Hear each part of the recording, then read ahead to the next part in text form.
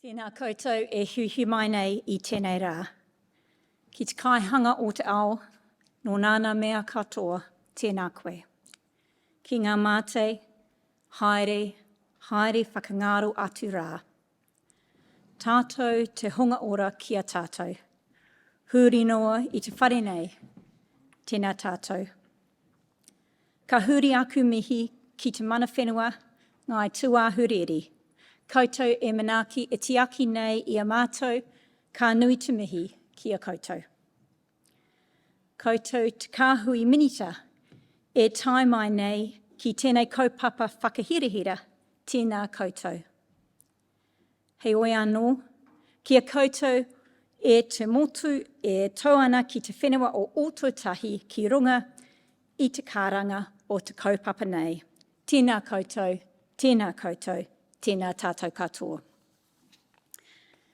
The theme of this conference is Unlocking Local, so we welcome the opportunity to share with you the local of this place, Ōtautahi, and to introduce you to the work of the Te Waiponamu Community Housing Providers Network, a group which comes together every couple of months supported by CHAR to share information, learn from each other and strategise together on housing issues across Te Waiponamu, the South Island. 4 of us will present to you today, myself, Jill Hawkey, Nathan Beale from Vision West, Kate Kearney from Ōtautahi Community Housing Trust, and Chris Chamberlain from Oxford Terrace Baptist Church. As we are talking local, this presentation is going to focus on the housing situation in Greater Christchurch, which covers Christchurch City, Selwyn District, and the Waimakariri district. And I've just realised I'm not moving on the slides. So that's us. And that's the Greater Christchurch area of Waimakariri, Selwyn district, and Waimakariri, Selwyn, Christchurch City. Across the 3 councils, the population is approximately 536,000. And at the end of March, there were 2,058 households on the social housing register. 60% of those households are in need of a 1-bedroom house, 26% needed a 2-bedroom house, and only 14% need a 3-bedroom house or larger. So we're slightly higher than the national average for those needing smaller houses. If we look at the housing continuum, we have Housing First, a collaboration of Christchurch agencies have been operating a very successful Housing First program, and you'll hear from our peer support workers tomorrow. This team is currently supporting 267 Kaiwa who were long-term homeless.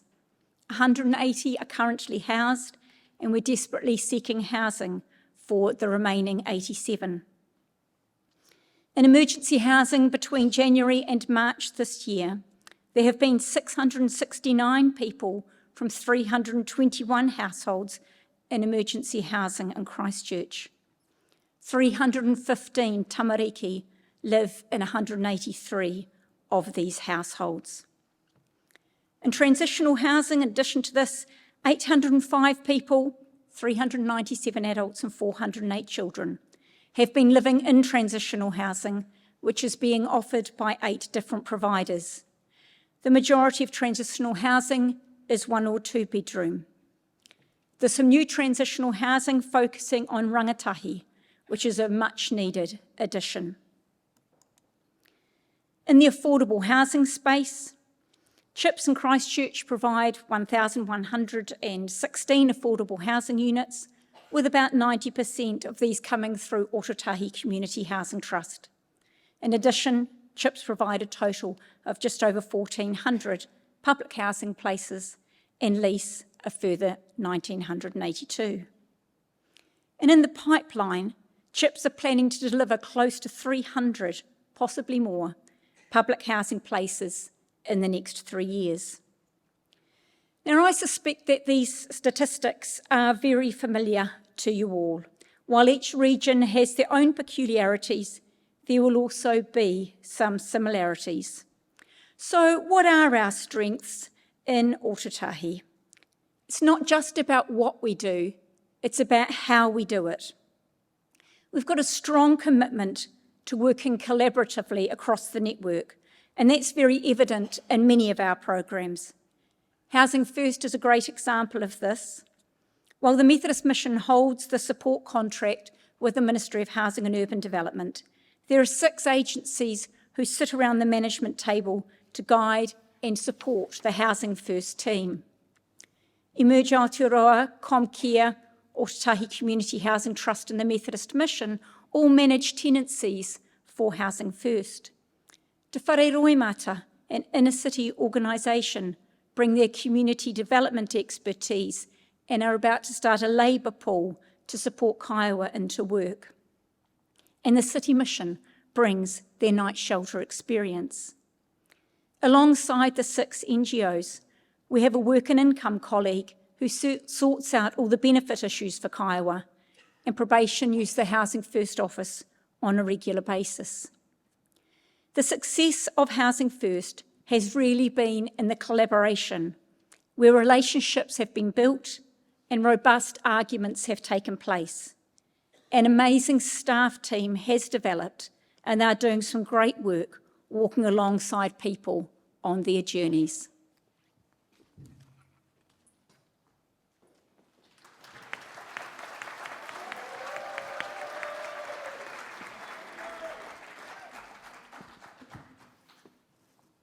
Tēnā koutou katoa, ko Nathan Beale toko ingoa.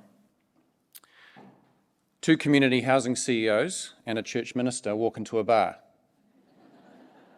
Chris can finish that joke later. As Jill has alluded to, there is a real strength.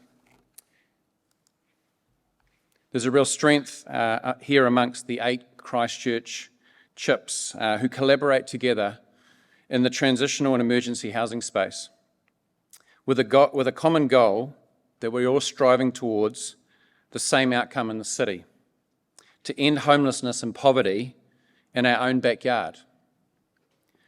The real strength of the sector is the many differences, just as Jill has alluded to, in what each community housing provider provides, with tailored transitional emergency housing models and supports that work to uphold and enhance the mana of those most vulnerable in our community. Those who are stuck and often feel forgotten about by our society. As we all know, they are often the hidden side of homelessness in the city. Over the past 2 years, we have providers like the Y, City Mission and Te Whare Hauora, who may have recently joined the transitional space, but they've been doing this mahi for many decades. Their mahi is incredible. Currently, Emerge also have a support program to support many in motel accommodation across the city and work on creating a better experience for just some of the 315 tamariki living in motels here every day. Between the 8 agencies in Christchurch and Waimakariri, we currently provide various levels of support to around 1,500 individuals, and just in transitional and emergency housing alone. Transitional housing is intended, as we all know, for 12 weeks. Currently in the Greater Christchurch region, the average across all 8 providers is 27 weeks in a city that has housing. The longest stay in transitional housing in the city is 180 weeks, with the average longest stay across all providers at 107 weeks. One comment struck me yesterday, that it takes a crisis response to bring forward a societal response. Combined across all transitional, and let's call it what it is, motels, we have 723 tamariki who currently wake up every night in a homeless situation. When I walked into this sector 8 years ago, our mahi was predominantly in the short-term housing response, which responded to the crisis of our time, which was the Canterbury earthquakes. Back then in Canterbury, I remember sitting with Denise Jackson from MSD, who's an absolute legend in the sector. And there were 80 individual whānau that we used to sit and talk every day about, with tamariki who were living in motels, cars and garages. Today we have over 180 individual whānau with tamariki. Again, most of us in this room did the same recently during COVID when we housed nearly every person in this country. We believe homelessness should be rare, brief, and non-recurring. There may be a place for motels in the short term for people. However, in the first quarter of this year, 261 households lived in motels in the city for more than 4 weeks. 21 households lived in motels for more than 12 months.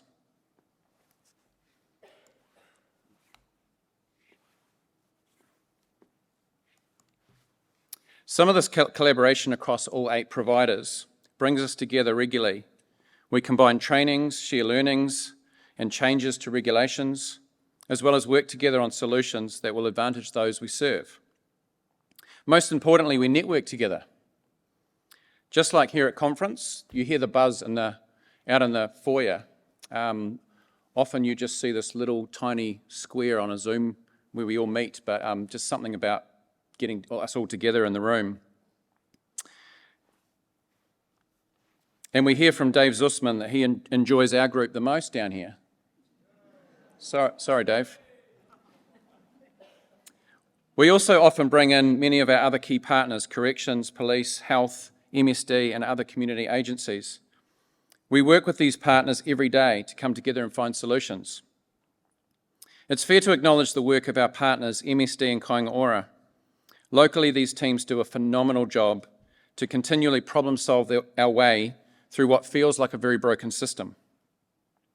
If I could shift just one thing in this space, what we feel as providers is for the 8 community housing providers, Kāinga Ora, MHUD and MSD, to come together to strategise a way to further support these 1,500 individuals who feel stuck. To move those who feel stuck in motels and transitional housing for far too long into permanent housing and continually move them along the housing continuum. To fix the broken housing register at a local level with local place-based solutions. Currently, these conversations appear to happen in silos. If the power of CHIPS locally and nationally is how we collaborate, then I feel the way forward is for CHIPS to be sitting at the decision-making table with our local and central government partners, both here in Canterbury and nationally. And that power is equally shared.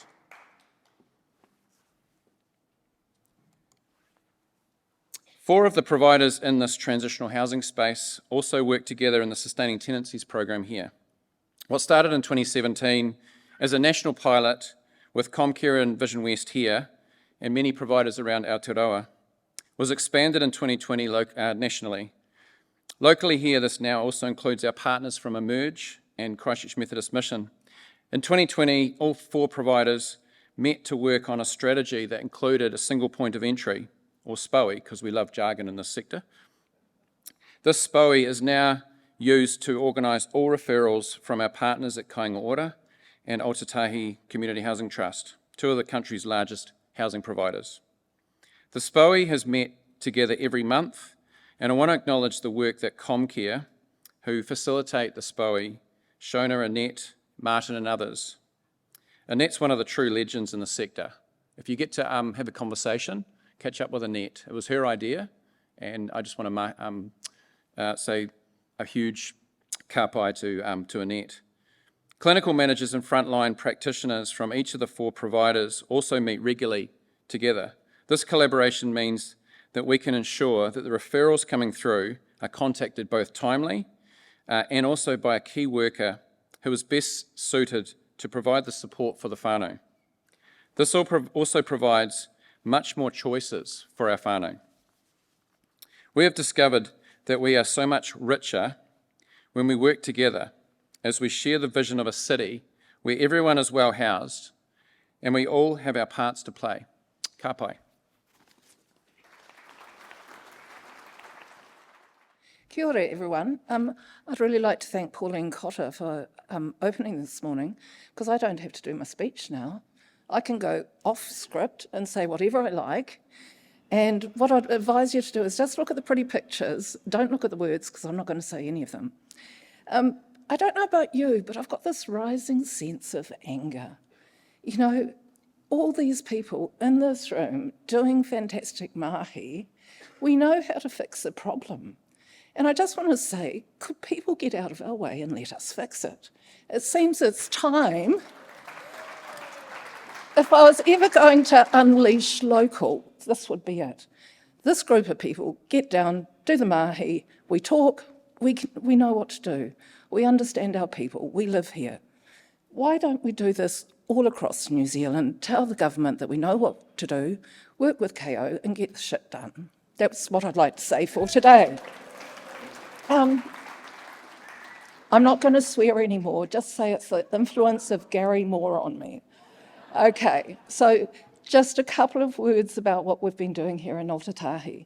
The pictures that you see in front of you are our new developments. The one I really want to call out is this one here on the right. That's actually was relocatable homes that were built during the earthquakes. They were put up on reserve land in about a matter of months and became homes for, I think, over 100 people. You can find solutions at times of disasters. We have now picked up those homes, we've purchased them in 2017, and we've now reinstated them as permanent housing. They're fantastic, they're good for 50 years. I hope that those kind of solutions are rolled out in the North Island. Just forget all that. We were established 6 years ago. We're fantastic. I've got a team of 50 people. They do the work. I get to stand here and say how wonderful we are. It's the people at the coalface doing the work every day that make the difference. We've got 2,300 homes. We've built 235. We've got another 250 in the pipeline. We have scale, and I think the example we wanted to give you today is that when you have some scale, you can partner in ways that makes it easier to get that pipeline moving. An example, again, me going off track, we were able to provide the Methodist Mission with some of those relocatable homes at the cost we paid for them, no inflation whatsoever, so that they could also have a community of whānau. The earthquake's been talked about, but we lost a lot of stock. The bit I want to get to, and we're building all over the place, and they're fantastic homes, great quality. So the New Zealand housing system, yes, we have added 7,500 places, and Kaina Ora added 4,500 in the same time. It's taking them time to scale up, and our KO colleagues are here today. And again, I just want to say, in Christchurch, we work fantastically with KO. There are challenges in scaling up. We need mixed communities, but the reason I asked the Minister the question is it's really hard to plan for mixed communities if you don't know that there is funding available in the long term. It's also just bizarre that we have a regulator who does fantastic work and that they aren't all over all of the housing products in the system. I think that we need to be together talking about how SHRA has a stronger role. So I'm not going to bother about the impact. Apart from saying 5% of the housing stock in New Zealand is public housing. Every other jurisdiction in an equivalent kind of economy is 10 to 12. Isn't that a shocker? And this, while people say there is no housing need in Christchurch, I just want to point out this graph says that the housing need in Christchurch has moved at exactly the same pace as Auckland and Hamilton. And if that wasn't enough to say that, look, our housing here sucks, these next few pictures really tell the story. You'll see us right down the bottom with the least dwelling stock per 1,000 people. Over here again, we have the highest housing prices in New Zealand, as Kay said, but we've got to say it as often as we can. And down here, totally sucks. We're in the minuses for dwellings. So on that note, I'm going to hand back to the positive people who are going to talk about how we work together.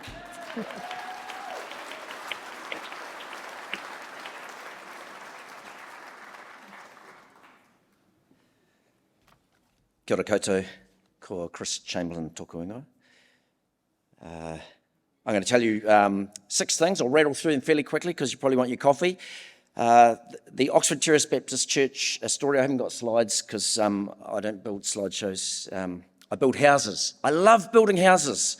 Our story is there was an earthquake and it was a crisis for us. Never waste your crisis. A crisis is good because it gives you a chance to reset things. And amazingly, since 2010, Oxford Terrace Baptist Church now has 59 bedrooms, 24 units. All of a sudden, we're a housing provider. And when I went through seminary, I didn't realise I'd end up standing in a joint like this, talking to people like this. But I am, and it's fantastic. Radical action was called for when the earthquake happened. And interestingly, in my context, the old folks of the church, sometimes, perceptions of church communities are that they're stale, they're waiting to die, they sing hymns. The old folks in my church, they were radical. Every single one of them. As soon as we started talking about housing, they said, you need to do this because we've got a problem in this country. They named it. The last thing about our story, I've been the minister of the church for 15 years. This takes a long time. And it has taken us a long time to get to this point where we've got occupied houses and we're starting to feel like we're making a contribution to this challenge. And it takes a long time, and it's worth it. It's worth sticking with it. Land. There is land to burn in church hands. There is a patch of grass out the back of every church behind the hall that they have been religiously mowing for Jesus for probably, 100 years. That land can be used to host more than a lawnmower. It is not easy because there are such mixed tenures and church governance rules, and there are mixtures of willingness and so forth. But it is worth pursuing this because there's a lot of land tied up with churches. It's worth pursuing this and trying to solve that problem. Some of them are pretty centralised and rigid. Others are a bit more devolved and nimble. The tradition I'm a part of, I would say, is relatively devolved and relatively nimble. If the will is there to seize the crisis and to turn it into something else. Collaborating. There is aspiration growing among church communities about attending to this crisis, but we need help because we're not actually property developers, not really, although now that we've started building houses, I love going to parties now because I used to go to parties and someone would say to me, what do you do? It's a conversation killer. I'm a minister. Well, these days I say, I'm a property developer. And, it's much easier to have the conversation. But we're not really. We need help. So sticking to our knitting, partnering with those who are better than this than we are is essential. And we did that with Vision West, with the MHUD, the City Council. They were very helpful to us, the City Council. And with Christian Savings, our lender, the Rata Foundation. We also did it, I have to say, with a superb architect. Because this is about good design. And the people who occupy these houses, they deserve nothing less than the best. We don't want to be housing people with need in rubbish housing. They deserve the best. So we have built the best. And some of you will come tomorrow to visit. We're just 2 blocks down the road. Come and see what we've done, what we've managed to pull off. And largely it's because our architect understood our ambitions and agreed with us and has worked with us. And it's a fantastic story, that part of the Oxford Terrace story. The last partner is actually the most important partner because the project's finished now and we're partnering with the residents. And we're actively bumbling our way through letting go of the control. Because it's really easy to be the landlord and to think that you own it in ways that are unhelpful to those who we are wanting to host and to partner with and to work with. Investment. I've discovered that when we, the church, build houses, this is just my story, we're actually quite good at it. And I agree with what Kate said before. Get out of the way and let us get on with it because we're good at this. We are heavily invested for several reasons. One, it's just out the back door of the church. We don't want to build a ghetto just out the back door of the church. We want to build something that's beautiful. We want to build community. And we're quite good at doing that. We also, investment-wise, we took the risk. And it amazes me how risk averse some folk are who have got control and the capacity to share and to facilitate. We need to take risks. Why aren't people more upset that children live in motels? Upset to the extent that we're gonna burn out trying to fix this problem. Why aren't people more upset about it? Instead of being all proper and bureaucratic, we need people to take more risks. Scale, we would build more, we would build far more if some of the settings, some of the levers were just changed a little bit. We would build more. And if there was a little bit more bureaucratic cut through, because partnering, it's the only way, but it's actually so complex when that's not my background. It's really quite hard reading all the paperwork and trying to work out how to do it, but it's worth doing. But a bit of cut through would help. But now that we've learnt, now that we've partnered, now that we've developed relationships in this sector, there's two things stopping us. Show us the money and stop being risk averse, and we'll build houses. So summary, this particular niche, the church niche, it will grow. How fast it grows is probably government policy dependent. There's already lots of churches doing this. I know I'm not the first one to have ever done it, but it's going to grow, because if you give me money, I will build houses. They are houses that are well designed, as some of you will see tomorrow. It's a long process, but it's worth it, and others are keen to get on board. I really appreciate the challenges that politicians have to deal with, but I would have to say, politicians of the left, get reacquainted with your origins, which are radical. Be radical about this issue. Politicians of the right, find your heart. Politicians of the right, go to Brindwa. Go to Brindwa and stand on the footpath in front of the house John Key grew up in and ask why he got it and some others don't get it. And, before I get kicked off,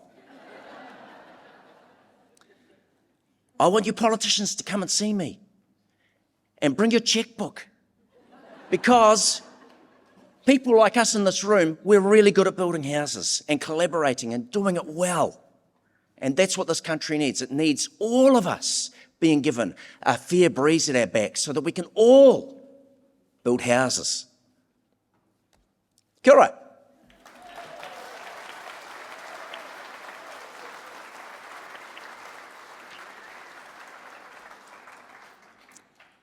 So as you can see, we're quite passionate about things down here in Otatahi.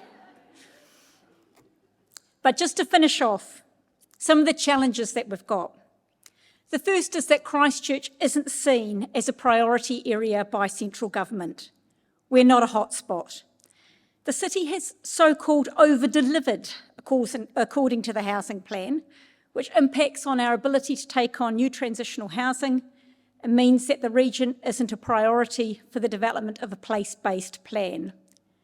We acknowledge that the housing crisis is worse in other parts of Aotearoa, but while there's over 300 tamariki still living in motels, while there's over 2,000 households on the social housing register, here we have not over-delivered on anything. Some of the challenges we've got as we look forward. Over the next 30 years in the Greater Christchurch area, there's going to be an increasing number of households are going to face affordability pressures in either renting or owning their own home. And research indicates this, 62% of new households in Christchurch City will need affordable housing, 35% in Selwyn and 58% in Waimakariri. And we know that 40% of retirees will be renters as we move forward. We're really proud of our collaboration here in Te Waipounamu, but we're also deeply frustrated as we know that we could be doing more. While we've got strong individual relationships with government agencies, we're not sitting at the table together looking at what changes could be made. There is no overall Christchurch housing plan. And while the Greater Christchurch Partnership talks about community housing providers in all their meetings and reports, we have yet to be invited to one of their meetings. Despite the work that CHIPS are doing across Housing First, emergency, transitional housing and building new supply, we aren't taken seriously as major actors. There's so much more we could be doing. Being really pragmatic, let's start at getting children out of motels.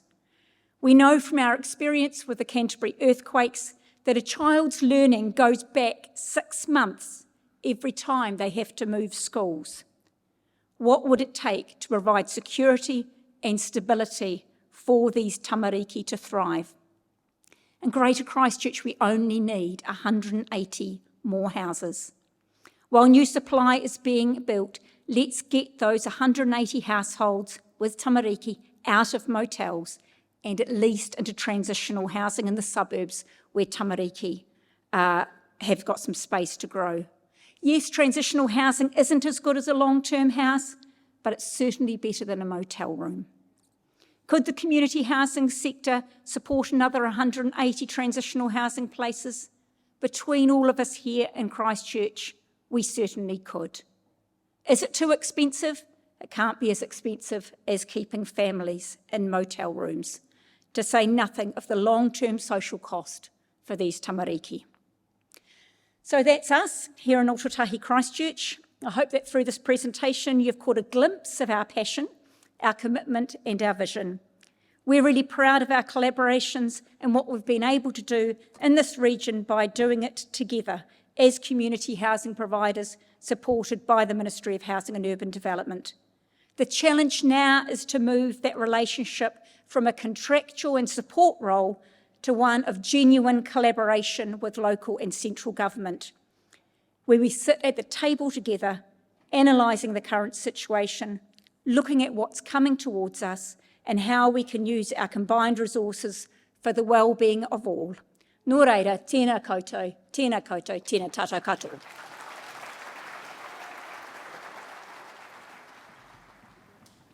Ka maua ke tonu e, ko te pirika o te taura tatata, a ko ana e te ua, me te kina e te ra, te taukaya o te aroha, ka maua ke tonu e. Ka eke mai, te manane, i te rewahi, o te hui e. Ka eke mai, te manane, i te rewahi, o te hui e.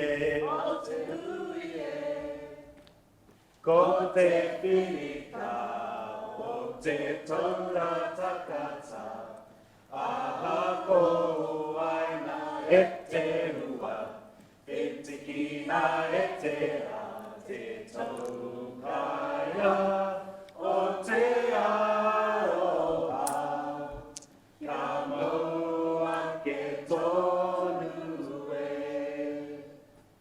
Ka tata mai,